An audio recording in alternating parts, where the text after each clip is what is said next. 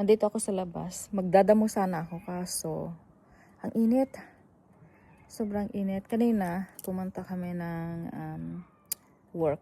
So, nag-work ako mga siguro mga 1.5 hour lang yung tinanaba ako. Tapos, nag-emporyo ako. Mag-isa. And then now, ayan, nag-aalaga ng mga pusa.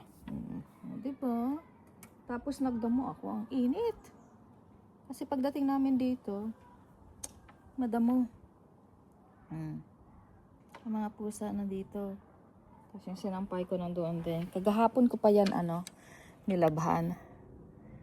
Kaso, tamad akong tupiin. And dito, nagpahinga lang dito. Malamig, basta nasasyado ka lang guys. Tapos, today magdadamo ako. Baka bukas na lang ako maglaba. Kasi nakapagod. As in talagang nakapagod pag mainit. Ito nga, pusa. So, ayan. Ganito lang yung ginagawa ko pag tamad at saka pag ayaw kong tawag dito, ayaw ko yung magkikilos-kilos. Ang dami kasing lilinisin guys pagdating namin dito sa Sweden. Ay. Oh my gosh. Simba. Lumaki si Simba. Lumaki ka Simba. Malumot-lumot na guys yung hindi na naaasikaso kasi nga sobrang busy. Tapos wala kami dito ng 3 weeks. So yung garden namin super madaming damo. Pero nung pagdating namin dito, agad ang sa akin, ayos niya. Yun nga lang yung mga dadamuhin dyan. Yan. Ay akin yan. Kasi hati-hati kami sa trabaho. So nagawa niya na yung kanya. Yung sa akin, hindi ko pa nagagawa. Halos ilang araw na. Sabi niya, gawin mo pag may time ka. Sabi ko, sige. Kasi nagpahinga ako kahapon. Grabe. Pagod. Nag-work kasi agad pagdating dito sa Sweden. So, yeah, magdadamo na naman ako. Mamaya-maya. Siguro pag may shadow siya. Kasi ngayon, mainit. As in, mainit talaga. Pag naarawan ka, mainit. Pero pag shadow naman, malamig. So, maganda. And yung mga pusa, so nag-enjoy sila dito. Gusto din nila lumabas pag nasa labas kami. And nagmimiyaw siya lagi. Sabi niya, meow, meow. Or alo-alo, ganun sabi niya. So, gusto niya lumabas. Siguro naiinitan siya sa loob ng bahay. Kasi wala kami guys aircon ngayon. And ang init sa Sweden.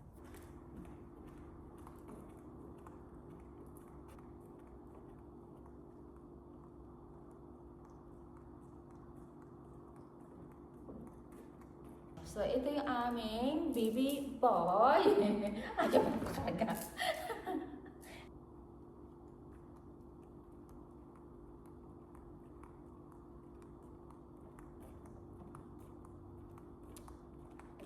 So, next is ito.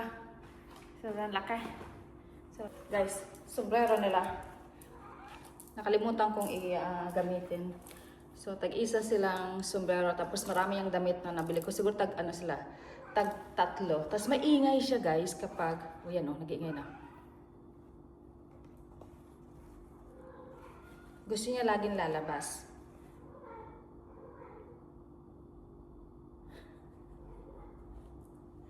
Kiri! Kiri? Sumasagot. Ilagay ko lang dito. Sumasagot ka na! Ha? Mainit kasi dito guys. So totoo lang, kaya magpapail ko na lang next year kasi naggala kami, nagbakasyon. So ang plano kasi aircon this year. Aircon. Malaki yung bayad kasi dito malaki yung aircon na gagamitin. Pag iba, nagkadatumba to. Ang laki-laki na natin, nagkakadatumba-tumba na tayo. Diyos ko, ginawa ko. Kasi next year mas malala pa yung init dito. Glass to guys. As in talaga, pag gising mo sa umaga, ang init dito, kahit ngayon mainit siya. At saka di mo mabuksan naman itong pintuan. Kasi ngayon, itong maliit na pusa, tatakbo to. Pati si Simba, syempre, lalabas din yan. So, mainit na. Parang papawisan na ako. Ganun. So, magbibihis lang ako guys ng damit kasi ito is panglakad. Tapos, ang daming balahibo. So, tatanggalan ko lang ng mga balahibo. And then, yeah, ilagay na natin sa washing machine. Maglaba, bukas. Ayan na siya. Ayan. Ayan. Nagwawala. Nagwawala pa. And makalat dito guys, ha? Sa amin. Sa bahay. Makalat. Ang kalat-kalat. May plato everywhere. Yung kinainan ko kapon pa yan. Nandyan. Kasi gising ako ng maaga ngayon. Wala akong time mag-ganyan-ganyan. So, tanggalan ko lang ng balahibo. Ay ako guys, pag ano tawag dito, makalat. See, mga basura yang nandyan. Yan. Basura! And, mayroon akong tripod na nabili sa Japan guys. And yung toilet namin, madumi. So, ayan. Tanggal tayo. Ay, ipit ko. And sabi ng anak ko, para kang naglalaro ng tennis. So, ito pa kayo aking. Alam niyo na, dito lang nakatambak yung mga ko. Gagamitin sa paglilinis. Pero, dyan na lang muna kasi nga, pagod ako. Baka mamaya. Kasi magdamo pa ako dun guys. So, antayin ko lang na maglilong. Kasi kapag hindi, mainit. Mangitim tayo. So, yeah. So, sorry sila. But, dumating na yung mag-ama. Galing sa work. But, walang rice. Wala silang rice. Ang liit ng ko.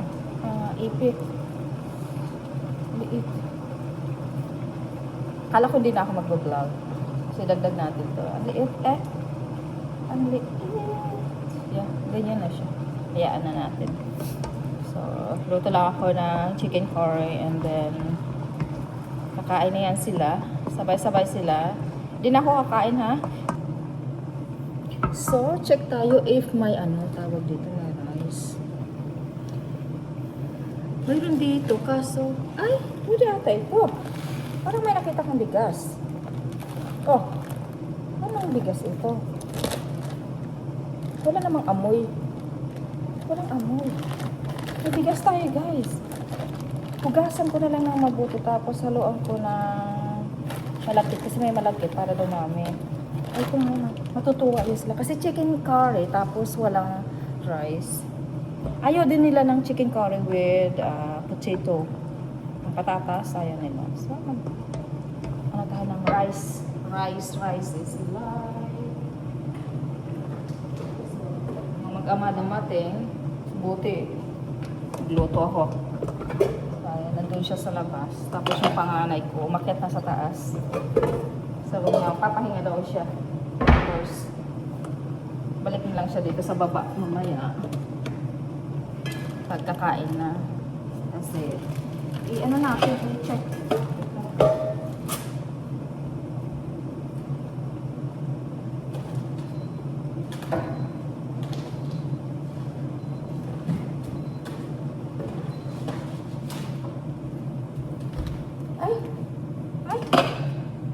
Napatay ko. Nangyari?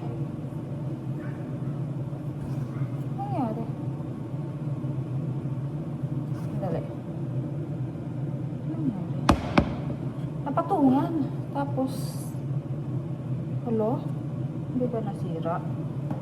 Wala na guys, bigas. Oh. Wala nang bigas. So, nandiyan yung takalan ko, kunin ko. Tapos, ito yung malagkit. Ayan, yung malagkit na ihalo natin. I-mix ko siya dito. Kaso, ayusin ko lang to guys, namatay. Hulo. Ayan. Bumalik na. Babaan na lang natin. Namatay. Napatungan. So, tapos, halo natin to. Yung bigas ko. Ito na lang yung natitirang bigas ko. As in, may halo tong malagkit. Ugasan natin ng maayos kasi baka luma na yung bigas niya. Pero walang amoy siya ha. Ay! Isang gatang lang. Isang gatang natira. And then, check yung... Buti may bigas. Saan kaya ito galing? Ba't nakasupot? Bakit may supot-supot siya? Dalawa. And then, tatlo. Para may... Pag may matira, isang again ba? Tatlo siya. And then, isang ganito na malagkit. So, tatlong gatang, tapos ito yung pang-apat, yung malagkit. I-mix natin. Sorry lang natin natin. So, ilagay ko na lang ito dito guys, tapos tawag dito. Pamibilin ko yung asawa ko ng bigas. At saka malagkit din, kasi kailangan ko rin ng malagkit. Hindi na lang itong malagkit, oh. Ay, sandali.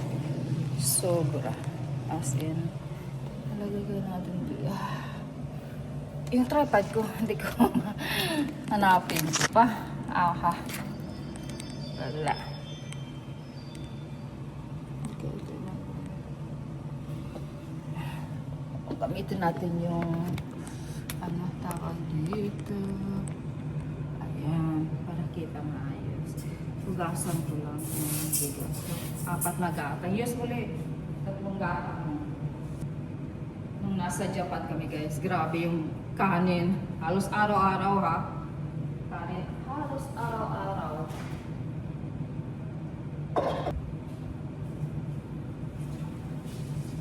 Tinatanggal ko kaagad yung mga panglabas ko na damit, gano'n. Bibihis ako ng pangbahay, tapos ano, tawag dito, tinatanggal ko yung mga ano ko, jewelry, gano'n. Hindi ako taga-sanay guys, tinatanggal ko kahit mga totoo siya na ano, na jewelry, tinatanggal ko kasi sabi, kahit totoo daw yan, gold, silver, gano'n. Tanggalin mo para hindi magasgasan or you know, mga sabon, gano'n, tubig, mainit pa naman yung tubig dito. So, baka masira yung mga bato-bato. Kaya tinatanggal ko. Since na tinatanggal ko na talaga yan.